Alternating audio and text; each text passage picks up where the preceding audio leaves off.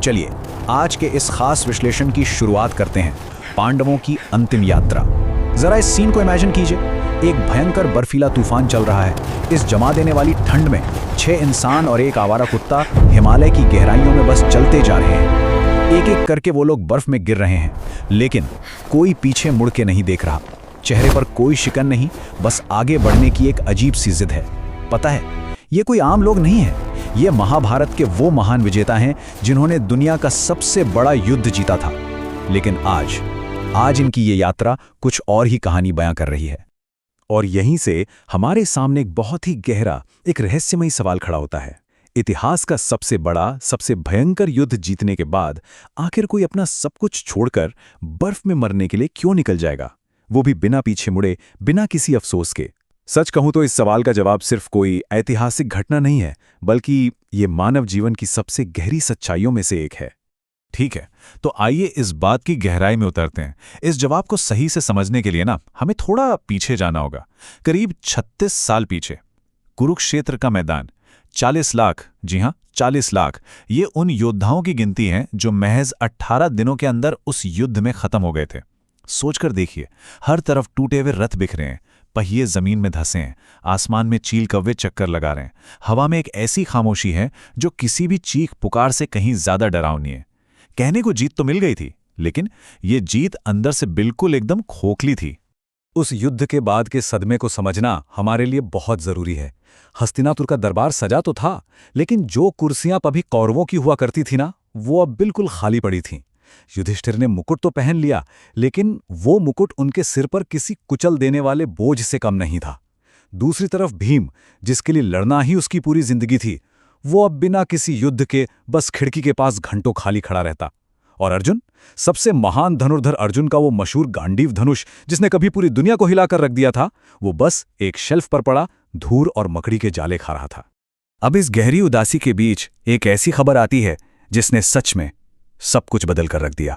जरा तुलना कीजिए। एक तरफ कृष्ण की वो सुनहरी द्वारका नगरी जो अपनी शान और चमक के लिए जानी जाती थी, और दूसरी तरफ एक डूबा हुआ खंडहर। जी हां, समुद्र ने पूरी द्वारका को निगल लिया था।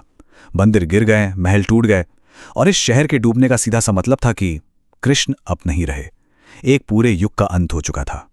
जब यह खबर पांडवों तक पहुंची तो उन्हें बिल्कुल साफ समझ आ गया कि अब इस संसार में उनके लिए कुछ भी नहीं बचा है।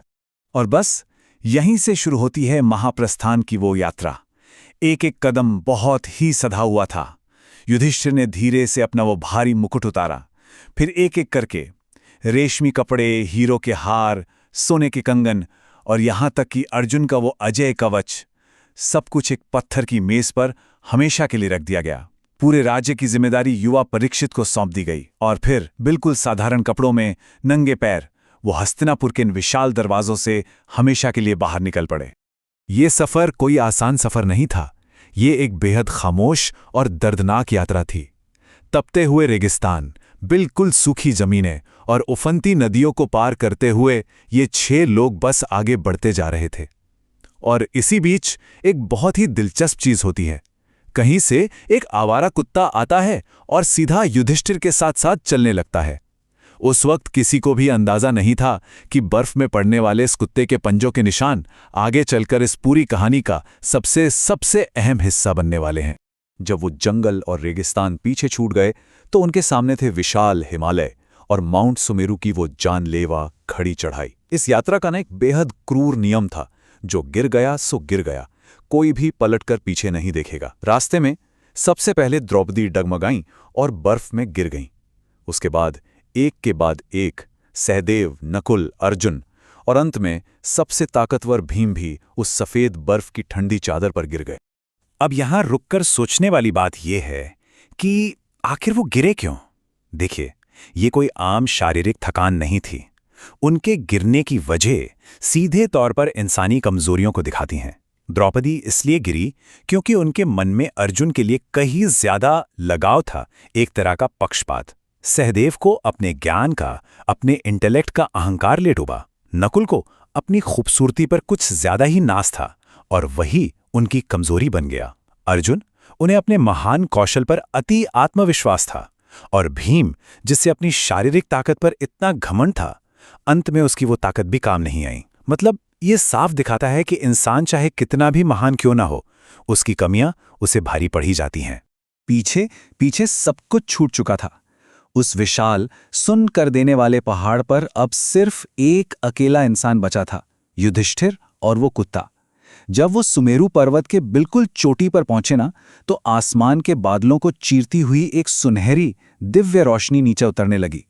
ये देवराज इंद्र का सोने का रथ था। जहां जहां इंद्र के कदम पड़े वहां की बर्फ पिघल गई। वो खुद युधिष्ठिर को सीधे स्वर्ग ले जाने के लिए आए थे। लेकिन कहानी में असली मोड़ तो अब आता है, जिसकी शायद ही किसी ने कल्पना की होगी। इंद्र ने साफ कह दिया कि स्वर्ग में कुत्तों के लिए कोई जगह नहीं है। तब युधिष्ठिर का जवाब क्या था? उन्होंने बिल्कुल दो टूक शब्दों में कहा, मैं इस कुत्ते के बिना स्वर्ग नहीं जाऊंगा।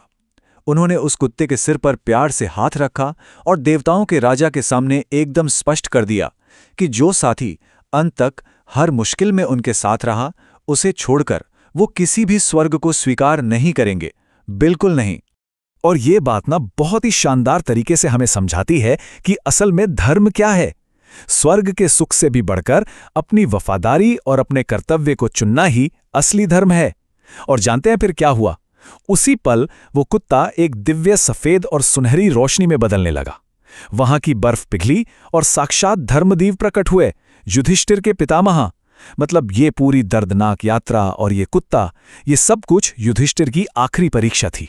और उन्होंने ये परीक्षा पास कर ली थी। अब अपनी ये बड़ी परीक्षा पास करने के बाद युधिष्ठिर ने स्वर्ग के उन शानदार सुनहरे दरवाजों में कदम रखा। उम्मीद क्या थी? उम्मीद थी कि वहां उनके भाई मिलेंगे, द्रौपदी मिलेगी, सब खुश होंगे। लेकिन असलियत में उन्हें वहां कौन दिखा? दुर्योधन। जी हां, वो इंसान जिसने उस महाविनाशकारी युद्ध को जन्म दिया था, वो वहां आराम से एक सुनहरे सिंहासन पर बैठा मुस्कुरा रहा था। इसे देखते ही युधिष्ठिर का खून खौल उठा। वो एकदम सन्न रह गए। मतलब ये कैसे हो सकता है? जब युधिष्ठिर ने बेचैन होकर अपने भाइयों के बारे में पूछा, तो उन्हें स्वर्ग की उस रोशनी से दूर एक तंग, बेहद ठंडे और अंधेरे रास्ते पर ले जाया गया।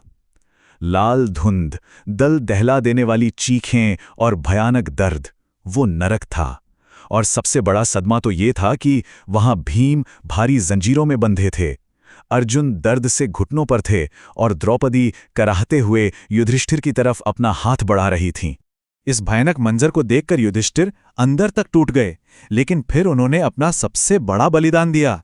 उन्होंने पलटकर कहा, अगर यही इंसाफ है तो मुझे भी यहीं रहने दो। मुझे तुम्हारा स्वर्ग नहीं चाहिए। जरा सोचिए, एक अत्याचारी के साथ स्वर्ग के सुख भोगने के बजाय उन्होंने अपने परिवार के साथ नरक की उस असहनीय पीड़ा को चुना। ये सिर्फ किसी इंसान का फैसला नहीं था, यहां साक्षात उनका धर्म बोल रहा था। अब इस पूरी घटना की सबसे दिलचस्प, सबसे चौंकाने वाली बात सुनिए। जैसे ही युधिष्ठिर ने ये शब्द कहे, नरक की वो अंधेरी दीवारें एक तेज रोशनी के विस्फोट के साथ टूटकर बिखर गईं। चीखें एकदम शांत हो गईं। वो सारा दर्द, वो भयानक नरक असल में कुछ था ही नहीं। वो सिर्फ एक माया थी, एक ब्रह्मांडीय भ्रम जो एक इंसान की आत्मा की आखिरी सीमा को परखने के लिए बस रचा गया था, एक आखिरी टेस्ट। तो चलिए धर्मग्रंथों में बताए गए इस न्याय के तरीके को थोड़ा निष्पक्ष होकर समझते हैं।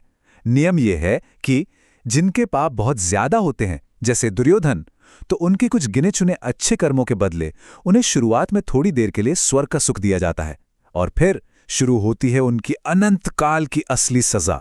वहीं दूसरी तरफ जिनके पुण्य ज्यादा होते हैं, जैसे पांडव, उन्हें शुरुआत में कुछ पलों के लिए नरक का दर्शन कराया जाता है और फिर हमेशा के लिए असीम शांति। और युधिष्ठिर, उन्हें नरक सिर्फ इसलिए देखना पड़ा क्योंकि उन्होंने युद्ध के दौरान एक बार आधा सच बोला था, बस इसीलिए। देखा जाए तो ये पूरा महाकाव्य हमें सीधे हमारी अपनी जिंदगी के सच से जोड़ता है। कुरुक्षेत्र से लेकर सुमेरु पर्वत तक की ये यात्रा, ये सिर्फ पांडवों की कहानी नहीं है, ये हम सब की, हम इंसानों की यात्रा है।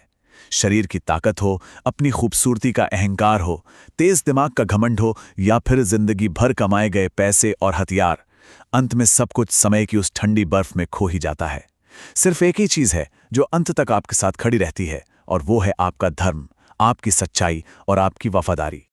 और इसीलिए आज के इस विश्लेषण को खत्म करते हुए मैं आपके सामने एक सवाल छोड़ना चाहता हूं। जब जिंदगी की आखिरी परीक्षा का वक्त आता है ना, तो सफलता और विफलता के इन सारे भ्रमों के पीछे आखिर क्या बचता है? जरा सोचिए, जब एक तरफ आपके सामने स्वर्ग जैसा सुख हो और दूसरी तरफ आपका एक वफादार साथी, तो आपका चुनाव क्या होना चाहिए? ये कहानी सच में हमें रुककर ये सोचने पर मजबूर कर देती है कि हमारी जिंदगी में असली धर्म क्या है। इसी गहरे विचार के साथ धर्म और वफादारी के इस सफर पर अपना चिंतन जरूर जारी रखिएगा।